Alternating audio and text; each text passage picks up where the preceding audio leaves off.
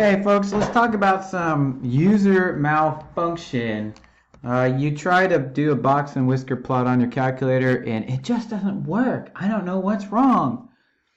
So let me talk about 4 quick, common errors or user malfunctions that you may experience when you go to try to get your thing to display. One of those is going to be that, sometimes you already have plots in your y equals, and sometimes that messes things up. It grabs them on top of other stuff. So first thing you want to do is you want to clear that. You want to clear all your y equals and just do your plotting of your box and whisker plot. Second thing is that you go and you hit graph and you get something like this. It's like, what's up? Well, another problem is that maybe you didn't turn on the plot, okay? That's a problem. You have to go here, and that cursor has to, you have to hit enter so that the cursor is on, all right? That's pretty important. But then you go, okay, all right, fine, it's on now, and you graph it, and you're like, well, it's still not there. What's the problem? I can't see the graph.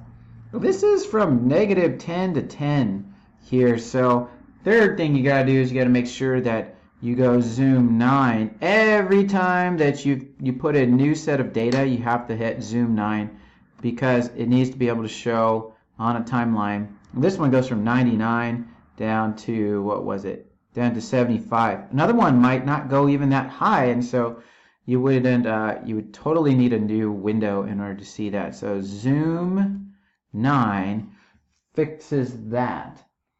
Also, sometimes you get an error message, and one of the reasons for that is that maybe you chose the wrong type of plot.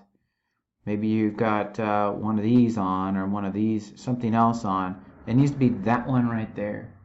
That needs to be on for you to be able to see it.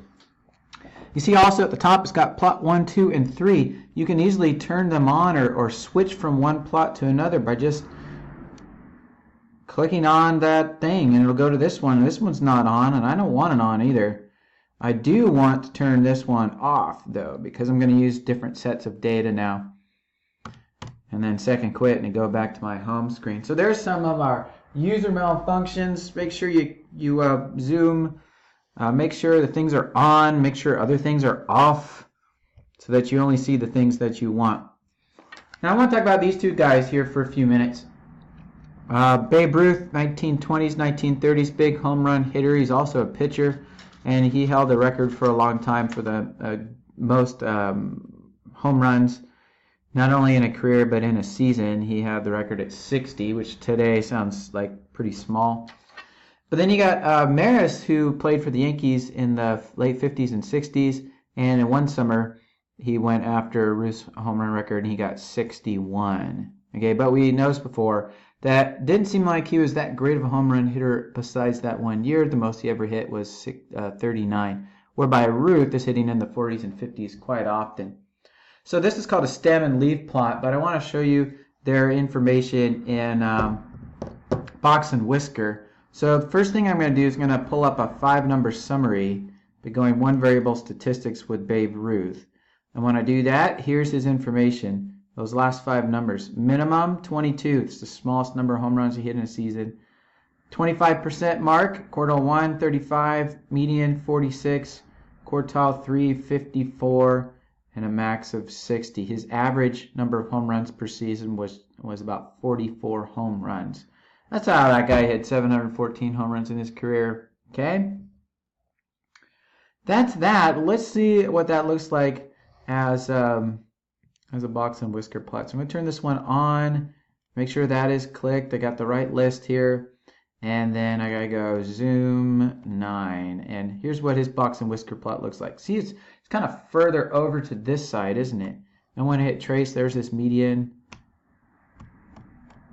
It seems like if there were any outliers, it would only be over on the short side here, because that interquartile range is pretty good size.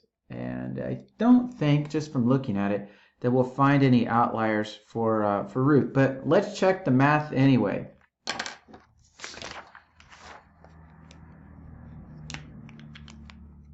the info for Ruth says, where's his 5-number summary? So let's go with his interquartile range will be quartile 3 minus quartile 1.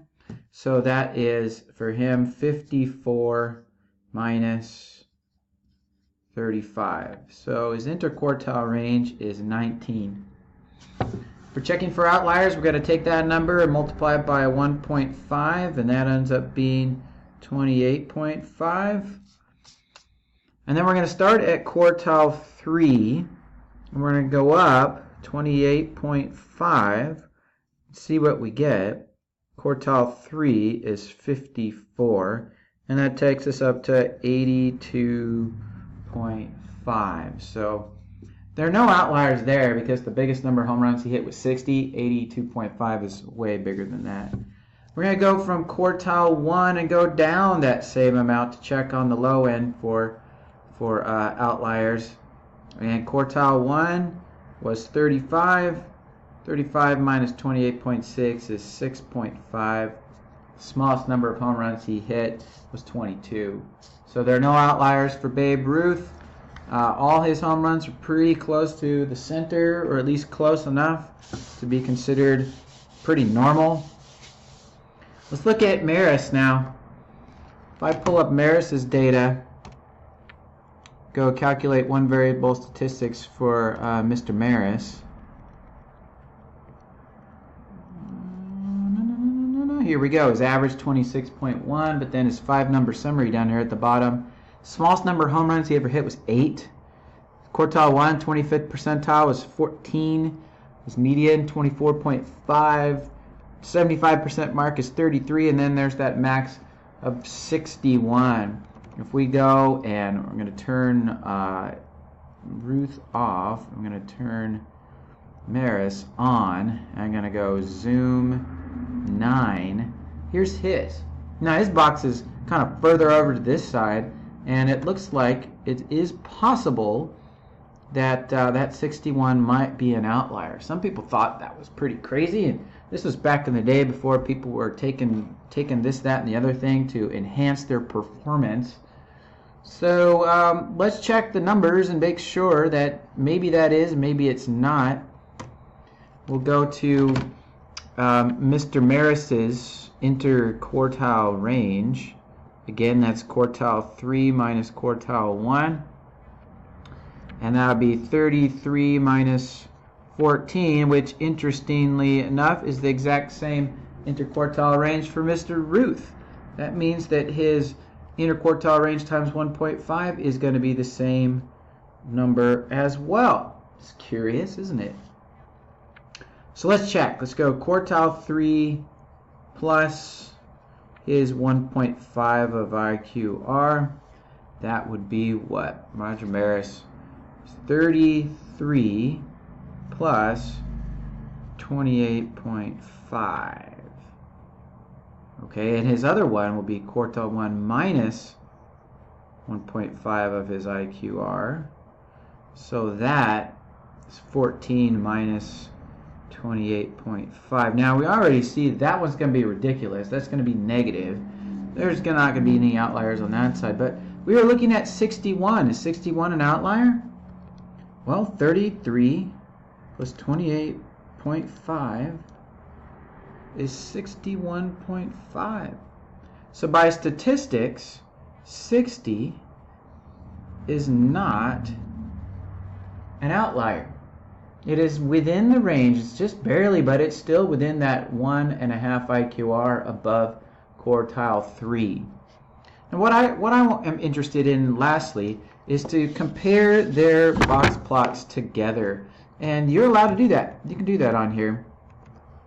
I just have to have both of their plots turned on, and then zoom 9 again, and there you go. There is Roger Maris's. And then down here, if I just go straight up and down my arrows, I can compare their median scores, which obviously there's a big difference there. I can compare their quartile 1s. I can compare their minimums. I can compare their quartile 3s. And I can compare their maximums.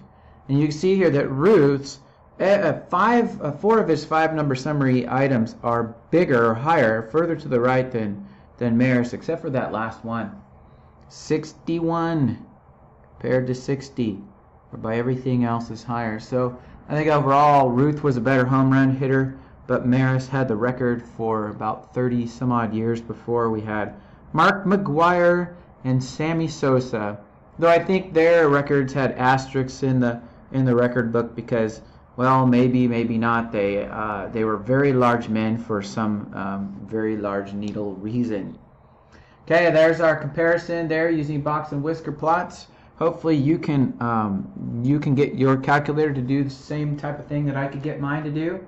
If you have any more user malfunction problems, please let me know. Give me a call, send me a text, leave a comment in the thing below, and we'll be looking forward to talking to you next time.